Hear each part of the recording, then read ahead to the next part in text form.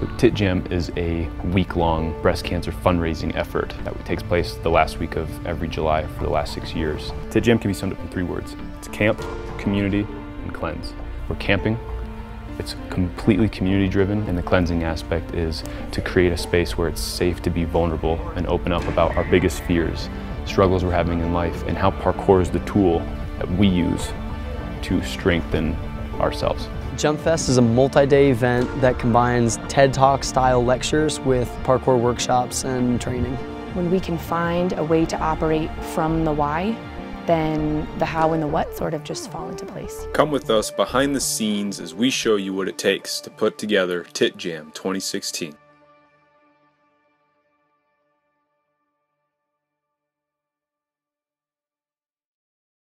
So we came to prepare for the keynote lectures that are happening early Monday morning, and the projector that we had overheated and the bulb blew out, and then it was a matter of like we couldn't even get the power on anymore. We end up finding this out at like 6:30, and Best Buy closes in like an hour, and it's like 30-40 minutes away. So we haul our asses up there, end up taking like a $700-800 hit to get this new projector plus some hard drives for the cameras and just the different equipment to just make sure that, again, that the quality that these athletes paid for, it's about maintaining the integrity.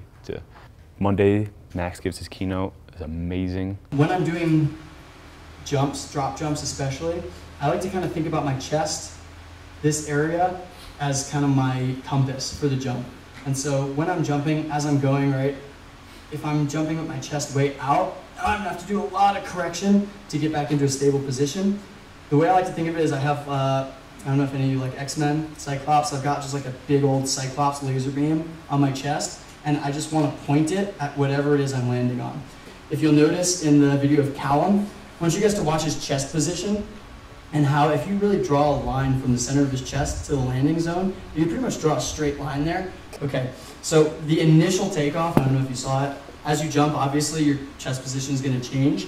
The initial takeoff, he basically set his landing posture in the takeoff, and he kind of almost like, you could draw a line straight from the chest over to the landing. And I'm gonna show you one more too. Let's see if my Instagram video thing is still up. So here, if you notice, as I go down, I'm setting that chest and then just allowing that angle to kind of be set from the very beginning. So I don't have to make any adjustments in the air. And that's one of the main things for me is, in terms of consistency, if you're able to minimize any kind of extraneous adjustments that you're making, you're obviously going to be more consistent. If I'm thinking about less things, I'm setting myself up from here. Okay, I know I need to go to that. I'm trying to think about, you know, this is where kind of like the center of my body is. It's not where my center of gravity is, but I can think of this as a good middle point for aiming. If I'm thinking about, okay, I'm going to that, I'm aiming from here, I gotta get the middle of my body to that area, that rail, that wall, whatever, you're gonna take away a couple variables at the very beginning of starting, you know, totally straight, or like starting crouch, where now you're adding like a lot more movement, and you're gonna just have a little bit of a tougher time, in my opinion. If you train these things in small stuff and you're doing like little funky footwork challenges, don't just be complacent with, you know, being sort of consistent. Make sure you're actually seeing it. You're actually paying attention to what's happening. It's kind of like having a conversation with someone. I can listen to Chris talk, and the whole time he's talking, I'm like, okay, what can I say that's make me sound cool, and how can I respond to what he's saying? Or I can actually listen and really absorb the information that he's telling me, and then maybe after that, if it you know, merits a response, I can respond to it. There's a difference between hearing and listening. There's a difference between watching something happen and seeing it happen, perceiving it, you know, being actively involved in the process of taking that information and using it. That's, I think, the most important thing about head position and watching things is, even if you're watching the rail, if you're not seeing the rail, it doesn't matter that you're watching it. You know, you can still mess up. You have to actively be seeing it constantly. You have to, you know, be ready to make those corrections, be paying attention to the information that's coming in.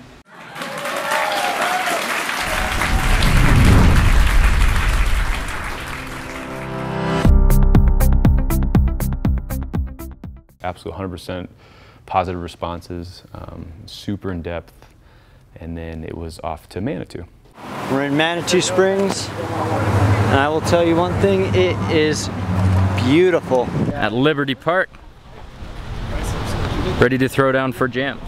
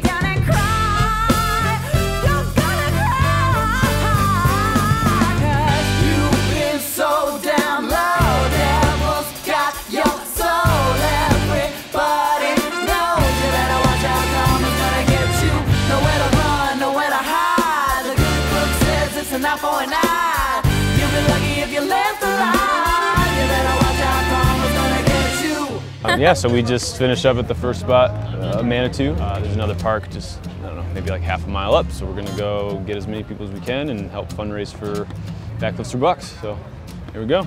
Let's go. Backflips for $1. We're going around raising money. Well, I do hard movies, so Yeah. Thank you for your donation. We got 3 backflips. wow. You got yours. I can't either.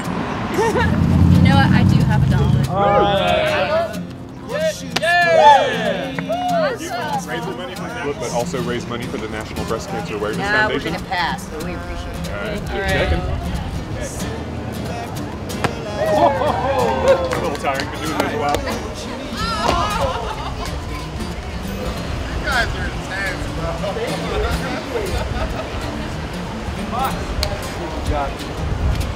Are you serious? Yeah, just 200 of us here today. So we're Wow, okay. We're in Colorado Springs all week long, and then this Friday and Saturday at Acacia Park downtown, a completely free event. Let's come watch. All these guys are going to be competing and playing around for about 12 hours each day. Is gymnastics? It's parkour. Parkour, oh wow. Yeah, but someone want to give her a free one? Yeah. Okay. Got this, Jane.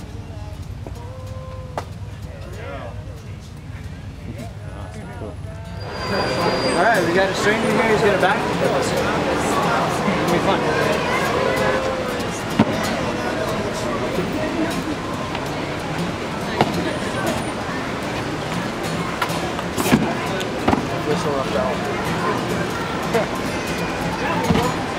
Thanks, dude. Dude, that was sick. You guys are awesome, man. Have a good one, man. Yeah, so much. Yeah, go team. Yeah. Go team. Rolling down this whole town, trying to get my fixing good.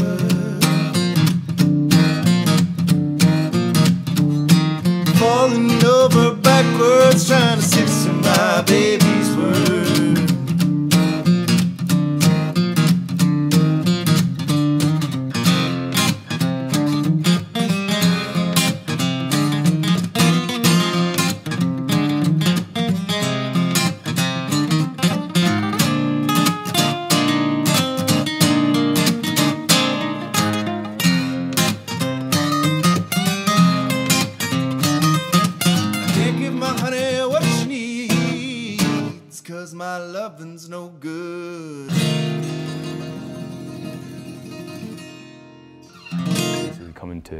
going to Manitou is where the waterfall is, and we had heard a rumor that the waterfall was under construction. I said, well, it's usually under construction. It's like, it's not a huge deal.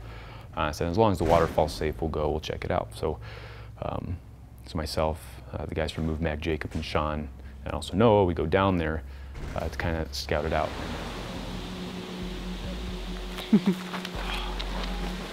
We're gonna go scout out the waterfall this year. We've heard rumors that it's under construction. It must be true because up the road, road's blocked off. And actually right up that hill there is, it's actually fenced, there's no trespassing. So we're gonna do our own version of roof culture. It's nature culture. Nature culture. We're going on an adventure. Just because we have all this camera equipment, we have to go kind of what Jacob's doing now. All right. We're trying to bypass the fence by keeping up the river because this connects to the waterfall. So.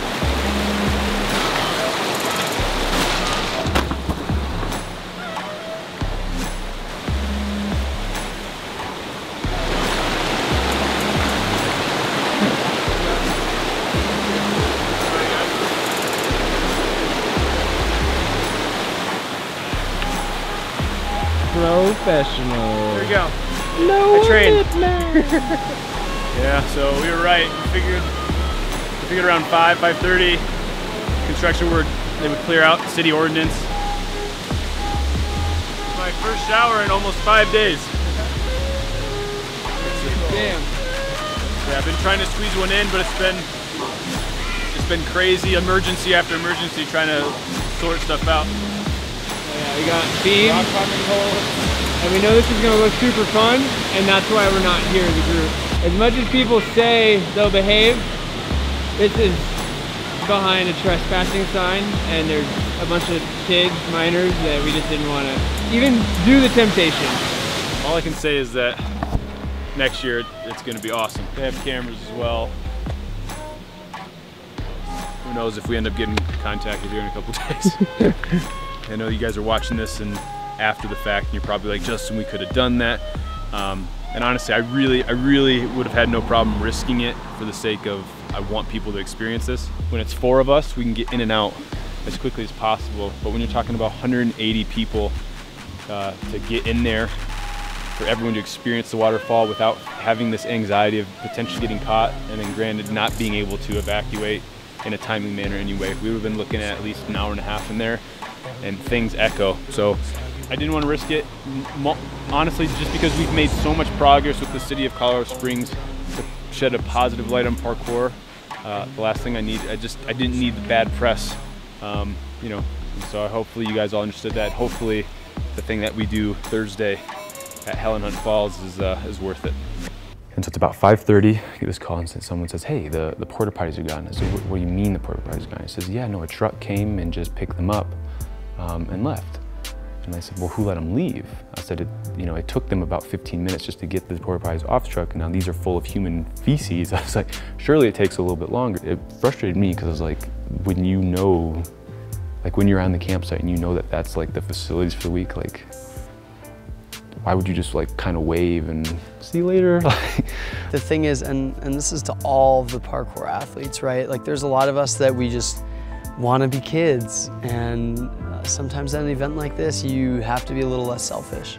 I know there were a lot of people this year that were not, the whole situation with the porta potties. If you see a company taking them away, like maybe you should say something, be an adult, don't like be a child that's just like, oh cool, wow, let's go in there. Like, and I know that that's something that Justin is trying to encourage with this event in general. It's getting people to have that experience and be able to stay in touch with their inner child, but still, you have adult responsibilities.